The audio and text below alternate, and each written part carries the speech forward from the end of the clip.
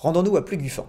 Jackie Plouhinec avait 6 ans lorsqu'il tombait amoureux d'un jukebox. Ses parents tenaient un bar tabac. Il restait des heures en arrêt devant cet appareil qui assurait l'ambiance musicale d'une manière si magique. Son penchant pour le jukebox a grandi en même temps que lui. Et après des études en électronique, il se retrouve naturellement réparateur de jeux de bar, d'abord à Paris, puis revient en pays à Plugufan. Il monte son entreprise Electronic Loisirs en 1976 et avec ses 12 employés assure vente et réparation de tous les jeux que l'on trouvait à l'époque dans les bistrots. Au fil des années, sa passion pour les jukebox est restée inaltérable.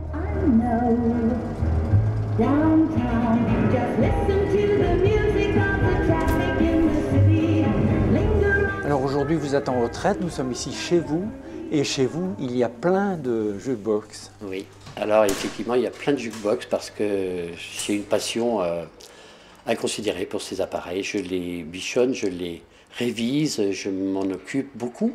Et j'essaie surtout de trouver des perles rares en faisant quelques voyages à droite et à gauche. Et justement, c'est ce qui vous est arrivé lors d'un voyage organisé que vous faisiez au Mexique. Notre car de tourisme nous arrête près d'un café pour se désaltérer, en pleine campagne, du côté de Mexico. Et là, en me promenant autour du bar, je vois dans une remise quelque chose qui pouvait ressembler à un jukebox, mais j'en étais pas sûr. Je me suis approché en nettoyant un petit peu. C'était un beau jukebox ancien.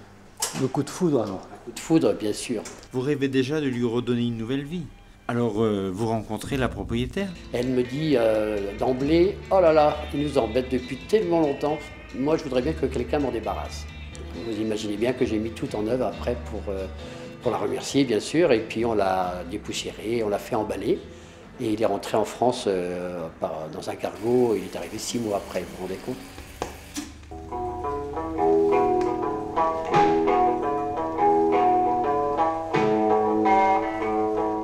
Alors c'était des appareils qui fonctionnaient avec des 45 tours spéciaux. Pour les jukebox, il y avait un marché très spécial avec un seul morceau par face, bien sûr, pour que le jukebox puisse donner un morceau en fonction de la valeur de la monnaie de l'époque.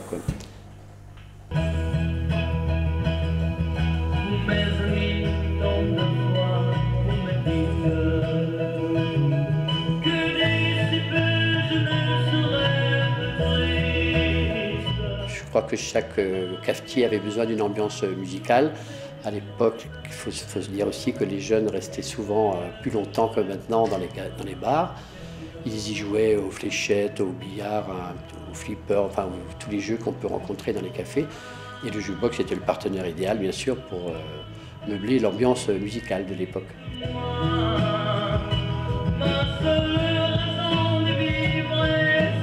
Le problème des cafetiers, c'est que quelquefois, ils écoutaient 15, 20 fois, 30 fois le même morceau, parce qu'il y a des morceaux qui venaient de sortir, qui étaient très à la mode, et les jeunes ne pouvaient pas s'empêcher de le réécouter plusieurs fois.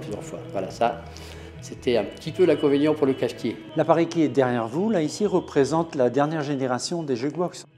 Absolument. C'est vrai que cet appareil a marqué aussi son époque, puisqu'il est sorti dans les années 80. Et comme vous pouvez le constater, avec un design complètement différent de ce que vous avez pu voir jusqu'à présent.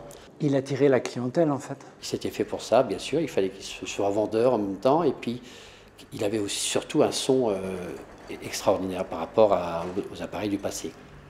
Alors aujourd'hui, vous possédez combien de machines ? Environ une quarantaine de machines. Alors avec un tel patrimoine, vous envisagez un jour d'ouvrir un musée ?